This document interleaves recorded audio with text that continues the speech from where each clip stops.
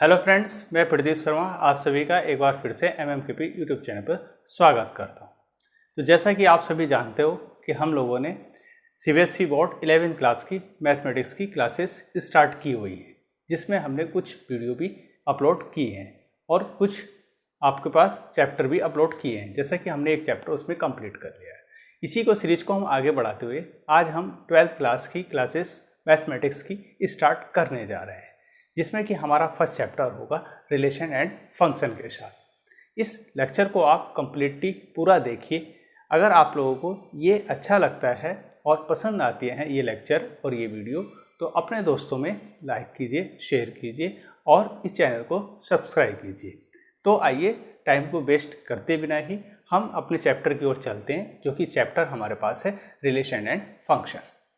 सबसे इसमें बात करते हैं रिलेशन एंड फंक्शन की। सबसे मैं आपसे क्वेश्चन ही पूछता हूँ कि रिलेशन होता क्या है और फंक्शन क्या होता है। क्योंकि मैं अगर आपको बात बताऊँ कि पढ़ने का तरीका क्या होता है, पढ़ाई कैसे की जाती है, क्योंकि 12th क्लास बोर्ड का क्लास है, जिसमें कि हमारे पास इसके मार्क्स लाइफ टाइम हमारी मार्कशीट में बने रहते हैं।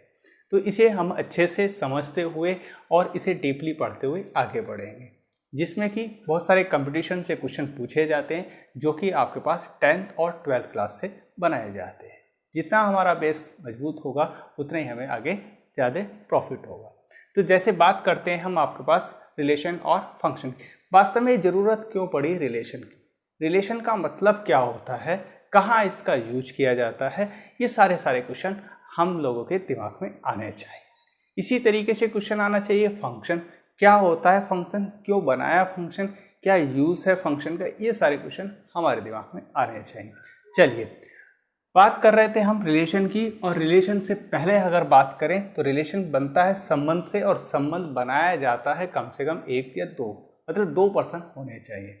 खुद का खुद से भी संबंध होगा, एक का दूसरे से भी संबंध होगा, एक का तीसरे से भी संबंध होगा, उसी को हम रिलेशन कहते हैं।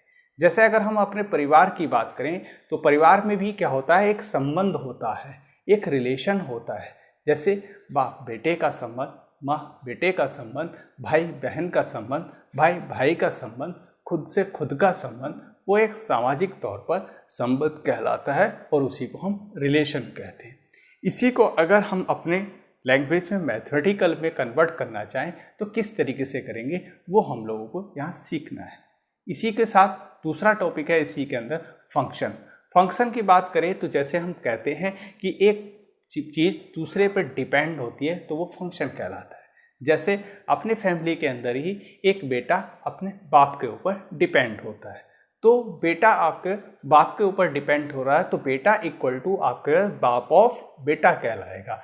मतलब ये कहेंगे कि जैसा काम आपका बेटा करेगा वैसा काम आप बाप के साथ करो, मतलब बाप करेगा।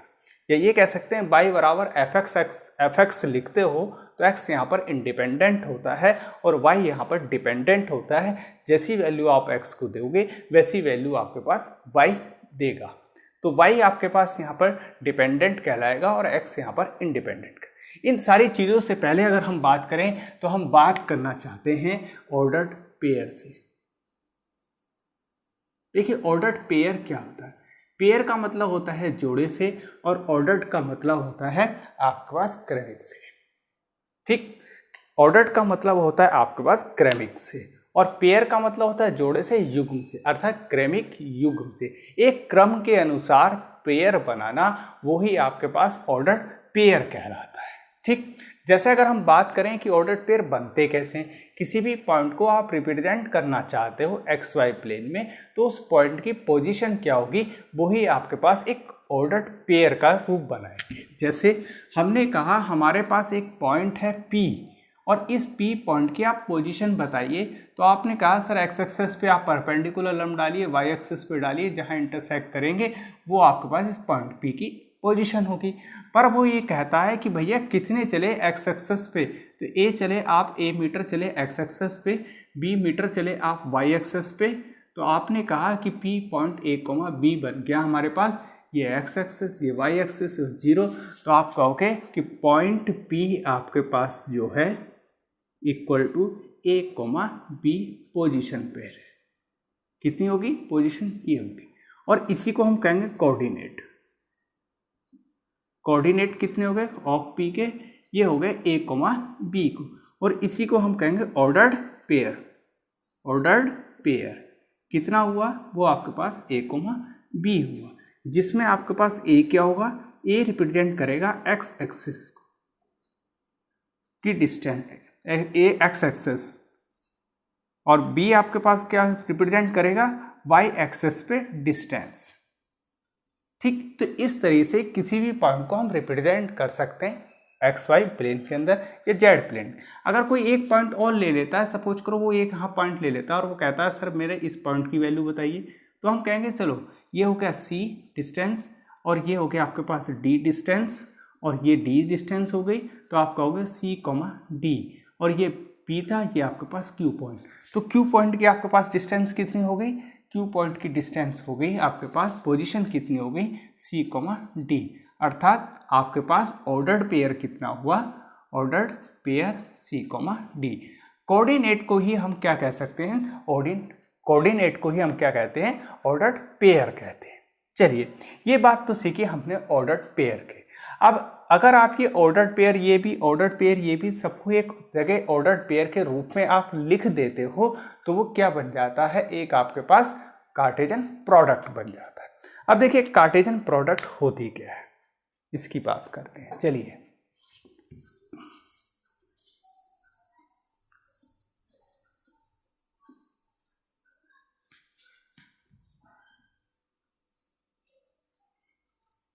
देखिए, ये तो था आपके पास ऑर्डर्ड पेयर। ऑर्डर्ड पेयर जैसे पॉइंट पी आपके पास हो गया इक्वल टू आपके पास था A1 ए कोमा बी, और क्यू पॉइंट आपके पास हो गया, ये हो गया सी कोमा डी, ये आपने लिखा। बात कर रहे हैं हम कार्टेजन प्रोडक्ट, कार्टेजन प्रोडक्ट की। ठीक, अब कार्टेजन प्रोडक्ट क्या होती है, कार्टेजन प्रोडक्ट ये कहती है कि आपके पास कार्टेजन का मतलब होता है कार्तीय, और प्रोडक्ट का मतलब होता है गुणनफल। जो कार्तीय गुणनफल में आप प्रोडक्ट करोगे वो कार्टेजन प्रोडक्ट कहलाएगी। कैसे, जैसे आपके पास इस तरीके से कंसीडर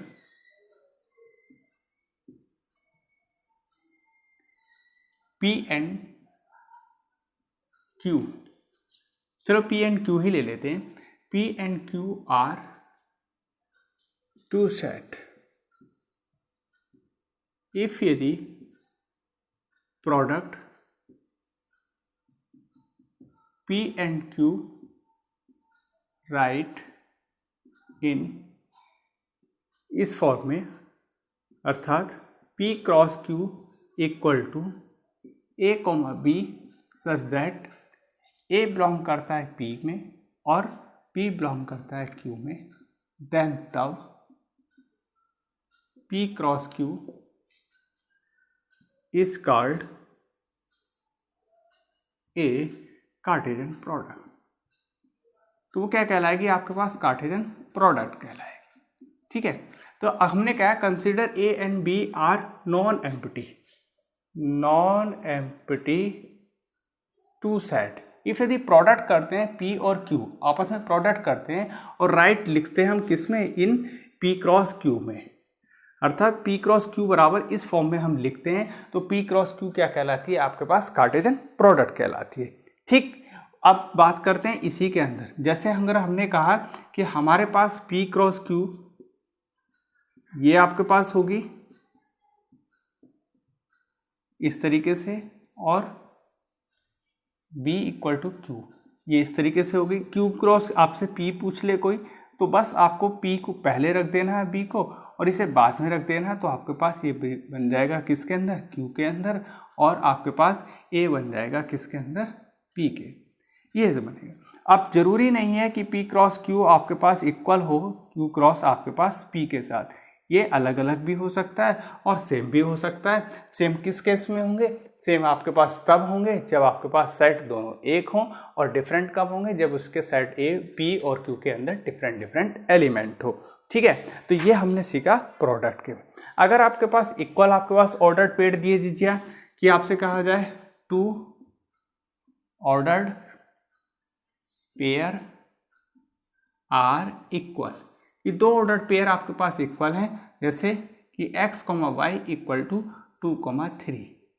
अब x और y कुछ भी हो इससे फर्क नहीं पड़ रहा है, 2 और 3 कुछ भी हो इससे फर्क नहीं पड़ रहा है, वो खुद कह रहा है कि दो ऑर्डर्ड पेयर है, एक ऑर्डर्ड पेयर x y है, एक ऑर्डर्ड पेयर 2, 3 है, वे दोनों इक्वल हैं। जब दोनों इक्वल हैं तो x की वैल्यू क्या होगी, x की वैल्यू होगी 2 और y की वैल्यू होगी आपके पास 3। इस तरीके से हम जब दो ऑर्डर पेयर देता है और वैल्यू फाइंड आउट कराने के लिए कहता है तो हम वैल्यू भी फाइंड आउट कर सकते हैं। चलिए, ये तो बात थी आपके पास कार्टेशियन प्रोडक्ट की, ऑर्डर्ड पेयर की, कैसे बनते हैं, कैसे फाइंड आउट किए जाते हैं। तो हम लोगों ने सीखा कि कार्टेशियन प्रोडक्ट अगर हम बात करते हैं तो ऑर्डर्ड पेयर से ही कार्टेशियन प्रोडक्ट बनाई जाती है। अगर ऑर्डर्ड पेयर हमें इस तरीके से लिखा जाता है तो ऑर्डर्ड पेयर को ही हम कार्टेशियन प्रोडक्ट में सेलेक्ट कर सकते हैं, लिख सकते हैं। चलिए, अब बात इसी के साथ आती है कि आपके पास रिलेशन की बात करते हैं।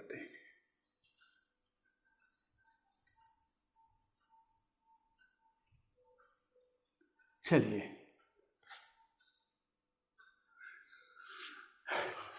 करते हैं आपका पहला चैप्टर क्या, फर्स्ट आपके पास स्टार्टिंग करते हैं टॉपिक की। ठीक है, कि आप रिलेशन किसे कहते हैं, रिलेशन बनता कैसे है।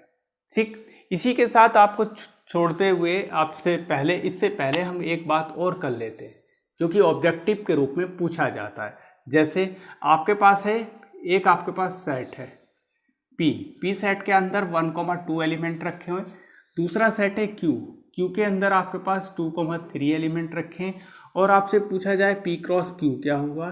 तो जब आप क्रॉस प्रोडक्ट करोगे तो कुछ इस तरीके से करोगे, ध्यान से देखते रहना। 1,2, ठीक, दूसरा बनेगा 1,3, तीसरा बनेगा 2,2 और 2, आपके पास 3, ये बना। देखिए, पी क्रॉस क्यू आपने बनाया, पी क्रॉस क्यू के अंदर जो फर्स्ट एलिमेंट आते हैं वो आपके पास फर्स्ट नंबर है, जैसे 1, 1, 2, 2। अगर ऑर्डर्ड पेयर आप दे दिया जाए और ऑर्डर्ड पेयर से आपसे पूछा जाए कि पी के एलिमेंट बताइए और क्यू के एलिमेंट बताइए तो भी हम बता सकते हैं। मैंने आपसे सिर्फ इतना बताने के लिए बताया कि पी क्रॉस क्यू के अंदर अगर नंबर ऑफ एलिमेंट पूछे तो फॉर्मूला ये बनता है number of P into number of आपके पास क्यू। ठीक, जैसे नंबर ऑफ पी के अंदर कितने थे, 2 थे, और क्यू के अंदर कितने थे, 2 थे, तो कितने बने, 4 एलिमेंट बने। पी क्रॉस क्यू के अंदर कितने आएंगे, मतलब प्रोडक्ट के अंदर कितने बनेंगे पेयर, आपके पास 4 पेयर बनेंगे। ये ऑब्जेक्टिव के लिए फॉर्मूला आपके पास है, बड़ा अच्छा फॉर्मूला आपके पास बनता है। इसी के साथ अगर वो आपसे कहे find the set P and Q if यदि P cross Q equal to, आपके पास पी क्रॉस आपके पास ये दे दिया जाए A,1, B,2 और A,2 और आपसे कहा जाए B,1, ये आपके पास प्रोडक्ट के रूप में P cross Q Cartesian product दे दी, और आपसे पूछा गया है कि भैया पी के में कितने एलिमेंट होंगे और कौन कौन से होंगे, क्यू के अंदर कितने एलिमेंट होंगे और कौन कौन से होंगे बताइए। तो देखिए, पी आपके पास फर्स्ट नंबर पे है, तो फर्स्ट नंबर पे कौन आ रहा है, ए आ रहा है, बी आ रहा है, ए आ रहा है, बी आ रहा है। तो पी आपके पास फर्स्ट नंबर, पी के अंदर एलिमेंट होंगे ए, बी। क्यू आपके पास सेकंड नंबर पे है, नंबर ऑफ एलिमेंट रिपीट नहीं करते, ए आपके पास यहाँ भी है, ए यहाँ भी आया, ए एक ही बार लिखा जाएगा, 2 बार नहीं लिखा जाएगा। अब क्यू के लिए बात करते हैं, क्यू के अंदर लिए दूसरे नंबर पे आ रहा है, तो क्यू ये यहाँ रखा आपके पास 1 और 2, फिर 2 फिर 1, तो एक ही बार आपको लिखना 1,2। तो क्यू में आपके पास 1, 2 होंगे और पी के अंदर आपके पास ए, बी एलिमेंट का सेट होगा।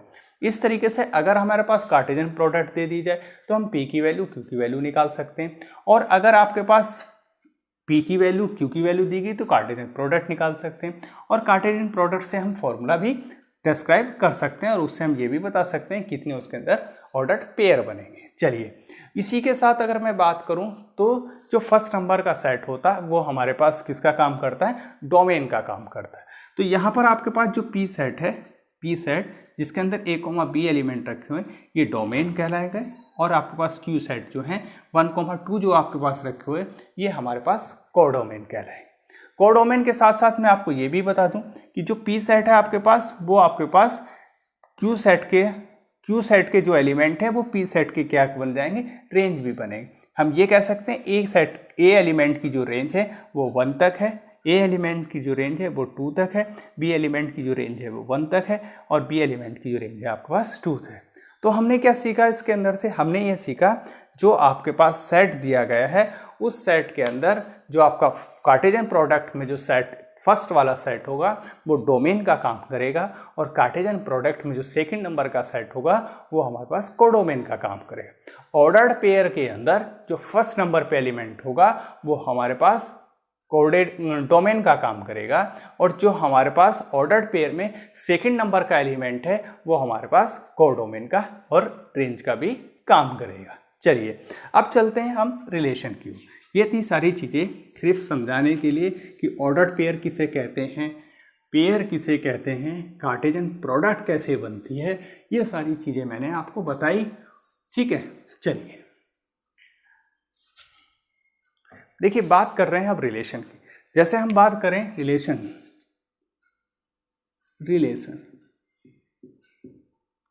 एक हम ले लेते हैं सन का सेट ले लेते हैं, और एक ले लेते हैं फादर का सेट ले लेते हैं।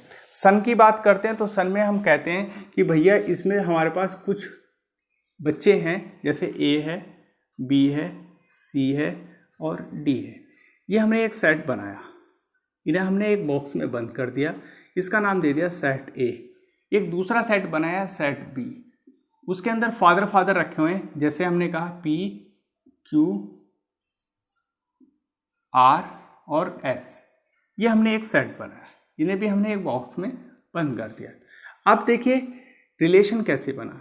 ए सेट का रिलेशन किसके साथ है, पी के साथ है, कि ए कोई भी बच्चा है उसका फादर क्या है, पी है, तो उसका संबंध कैसे हो गया, पी से संबंध हो गया। ठीक, इसी तरीके से बी का संबंध किससे बना है, आर से बना।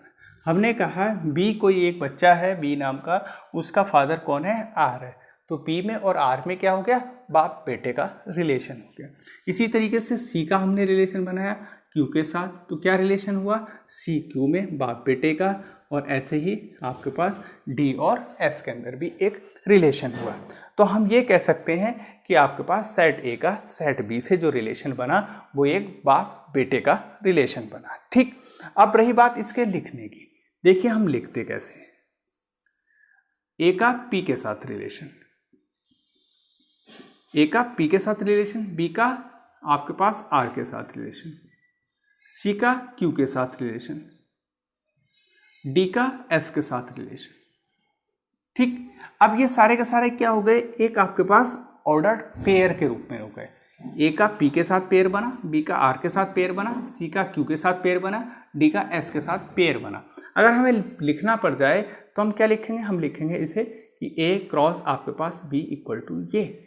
अब अगर हमसे कहे भैया रिलेशन लिखिए, तो हम कहेंगे रिलेशन हमारे पास किससे रिप्रेजेंट करते हैं, रिलेशन को हम रिप्रेजेंट करते हैं रिलेशन के फर्स्ट अल्फाबेटिक नंबर आर से रिप्रेजेंट करते हैं। तो हम कहेंगे कि हमारे पास आर सबसेट टू इक्वल होगा किसके, ए क्रॉस बी के अंदर कार्टेशियन प्रोडक्ट के अंदर, और कार्टेशियन प्रोडक्ट में क्या रखा हुआ है, ए कॉमा पी कॉमा आपके पास B comma R comma C comma Q और डी कॉमा आपके पास एस, ये रखा।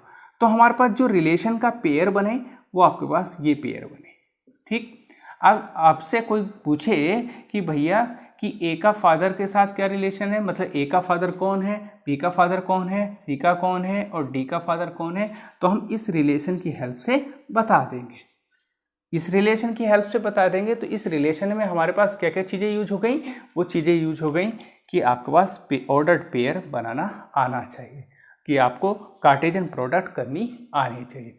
तो अब ये भी कहेंगे कि जो आर आपके पास से निकल के आया, चाहे वो ये है या ये है, ये आपके पास क्या है, यूनिवर्सल रिलेशन है।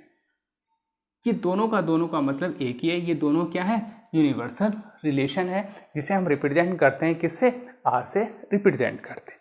चलिए इसी तरीके से आगे की ओर बढ़ते हैं और फिर सीखते हैं कुछ और नई चीजें। देखिए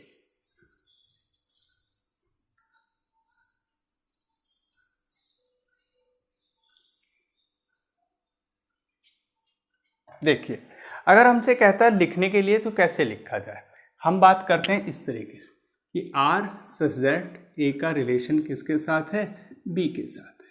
जैसे अगर हमसे कहते हैं कि भैया इसके अंदर एक एलिमेंट रखा, इसके अंदर दूसरा एलिमेंट, इसके अंदर तीसरा एलिमेंट, इसका संबंध किससे, पी से, इसका संबंध क्यू से, और इसका संबंध आपके पास आर से। तो कहने का मतलब क्या, आर इक्वल टू आपके पास ए पी बी क्यू और आपके पास सी आर, इस तरीके से भी आप लिख सकते हो। इसे भी हम क्या कहते हैं, एक रिलेशन का फॉर्मेट ही कहते हैं। चलिए इसी को आगे बढ़ाते हैं। देखिए अब बात आती है कि आपके पास किस टाइप्स के रिलेशन बनाए जाते हैं। जैसे मैं बात करूं तो आपके पास होगा रिलेशन की बात तो यहाँ तक है, ये आपके पास एक रिलेशन ही है जिसके बात हम कर रहे हैं कि रिलेशन कैसे बना, क्यों बना, क्या से होगा, क्या होगा, वो सारी चीज़ें किसी यही होंगी। इसके साथ दूसरी बात करते हैं, ठीक, जो कि आपके पास इस तरीके से, जिसमें बात करता है वो बाइनरी रिलेशन। अब बाइनरी रिलेशन क्या होता है, बाइनरी का मतलब होता है खुद का खुद के साथ रिलेशन बना। कैसे, खुद का खुद के साथ रिलेशन कैसे होगा,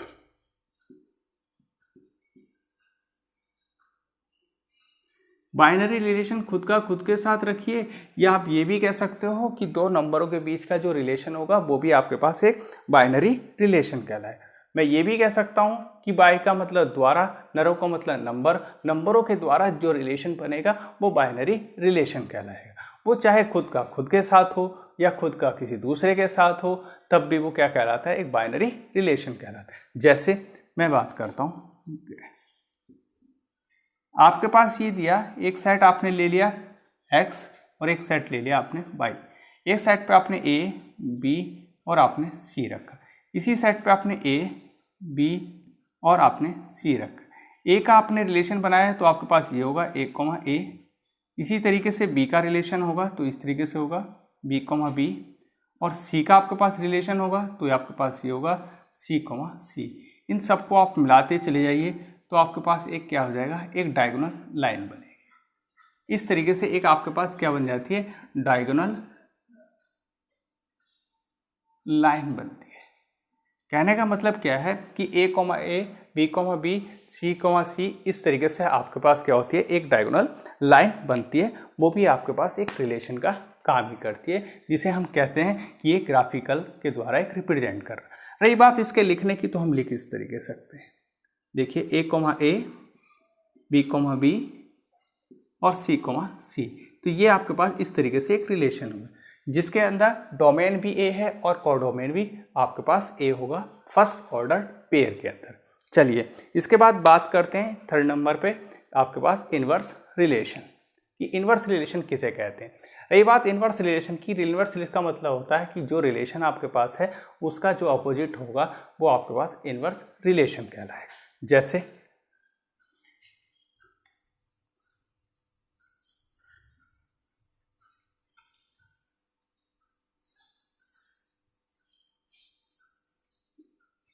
देखिए, एक आपके पास है सेट ए,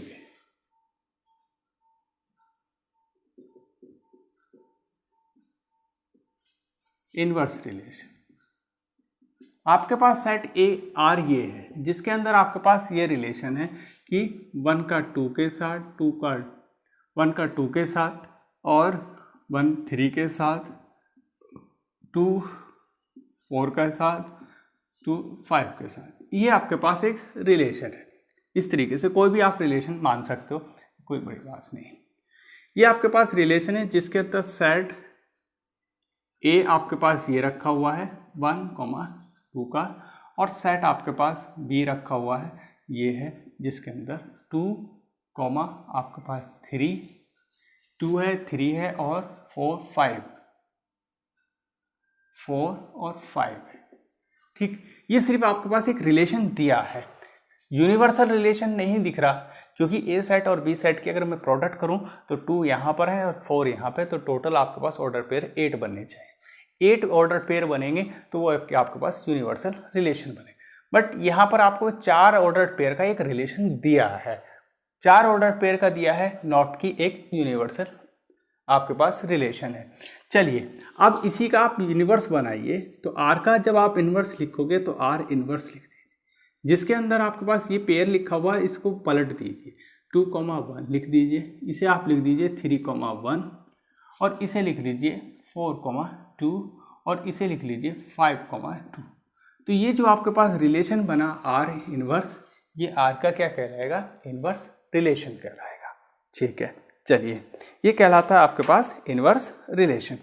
ठीक है, इसी के साथ बात आपका डोमेन रेंज की थी, तो मैंने आपको बताया था जो आपके पास फर्स्ट नंबर पे लिखा होगा वो डोमेन होंगे। जैसे इसी में बात करें, domain in are inverse relation में, तो आपके पास क्या होंगे?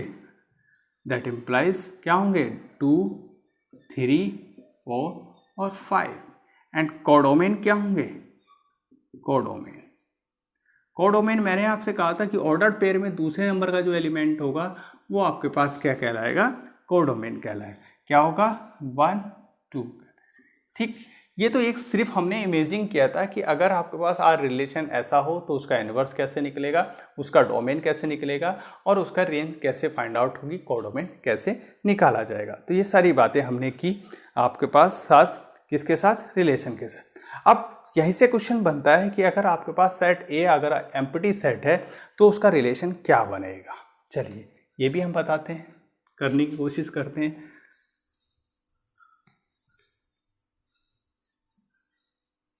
देखिए, फॉर नंबर इफ यदि set A is empty set, then तब ए क्रॉस ए, ठीक, क्या होगा? फाई का फाई के साथ होगा रिलेशन, तो फाई ही बनेगा। अर्थात आर आपके पास जो सबसेट होगा ए क्रॉस ए का, वो क्या होगा? आपके पास फाई होगा। दैट इम्प्लाइज रिलेशन क्या निकल कर आया? फाई निकल कर। कोई अगर हमसे पूछ ले कि अगर आपके पास सेट ए दे रखा और ए सेट का ए के साथ आपके पास रिलेशन क्या होगा, तो वो आपके पास क्या होगा? एम्प्टी रिलेशन होगा। रही बात इसके अंदर दूसरा आपके पास कि अगर ए आपके पास नॉन एम्प्टी हो, A is non empty set, non empty set, then तब ए का ए के साथ आप अगर रिलेशन बना रहे हो तो वो क्या कहलाएगा? कार्टेशियन प्रोडक्ट में यूनिवर्सल सेट बनेगा ऑर्डर्ड पेयर का, ऑर्डर्ड पेयर का। और अगर वो कह रहे हो कि आर सबसेट है आर ए क्रॉस ए के, तो आपके पास क्या होगा? आर आपके पास एक यूनिवर्सल होगा, यूनिवर्सल होगा आर, और वो किसका होगा? आपके पास सारे के सारे ऑर्डर्ड पेयर का होगा। चलिए ये सारी बातें हमने की। इसके बाद बात करते हैं आपके पास टाइप्स ऑफ रिलेशन की, कि कितने टाइप्स के आपके पास रिलेशन होते हैं। अभी तक हम लोगों ने सिर्फ समझने की कोशिश करी कि कैसे कैसे रिलेशन होंगे, कैसे कैसे ऑर्डर्ड पेयर होंगे, ये सारी की सारी हमने बातें करी। ठीक है, चलिए बात कर रहा हूँ रिलेशन की।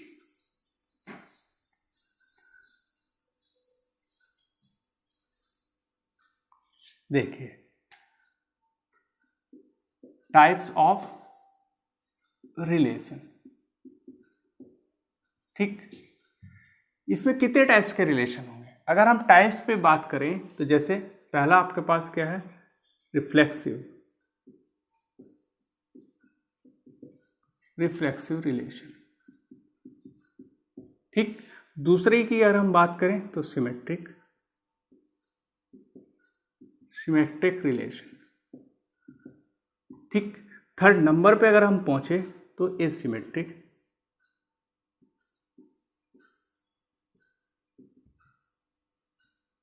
इसी तरीके से फोर नंबर की अगर हम बात करें तो एंटीसिमेट्रिक,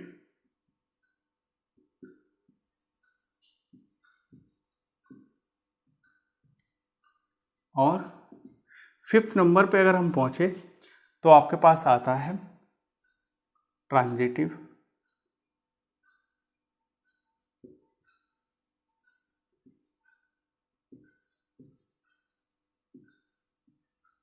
ठीक। और अगर हम बात करें आगे तो एक होता है आपके पास इक्विवेलेंस रिलेशन,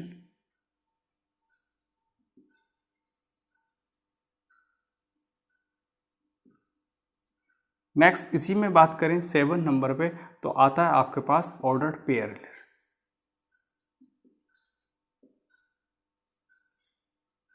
ये आपके पास बनता है।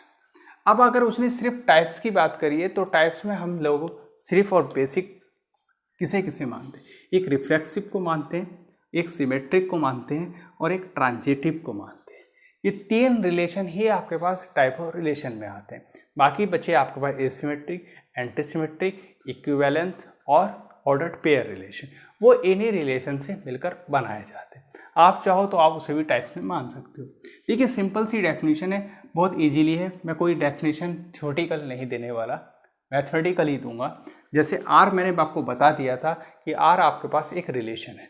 अब आपके पास रिलेशन है, आप ऑर्डर्ड पेयर को इस तरीके से लिखते आए हो कि जैसे ए कॉमा बी आपके पास है, ये आर आपके पास रिलेशन है, तो मैं इसे इस तरीके से भी लिखूंगा, ए का रिलेशन किसके साथ है, बी के साथ, अर्थात इस ए का रिलेशन बी के साथ है, ये आर रिलेशन है।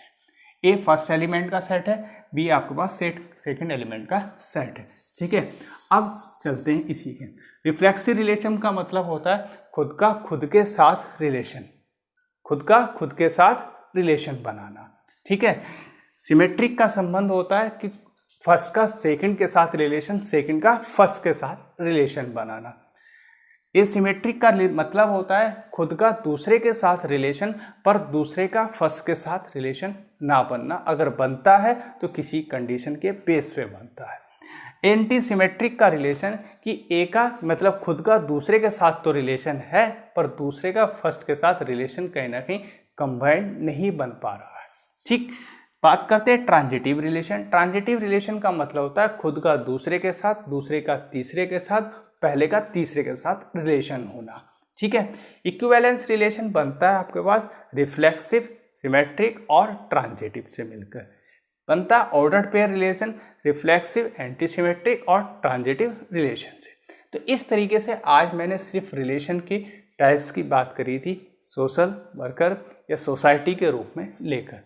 कल इसी लेक्चर को यहीं से आगे बढ़ाऊंगा टाइप्स ऑफ रिलेशन से, जो बात करूंगा थ्योरेटिकल्स नहीं मैथमेटिकल के रूप में करूंगा। डेफिनेशन मैथमेटिकल में देखे जाऊंगा। ठीक है, नॉट थ्योरेटिकल, याद करने की ज़रूरत नहीं पड़ेगी। ठीक, कल बात करेंगे हम टाइप्स ऑफ रिलेशन की मैथमेटिकल डेफिनेशन के साथ। बहुत छोटी छोटी डेफिनेशन होंगी, जरूर देखिएगा। आज के लिए इतना ही। Thank you so much.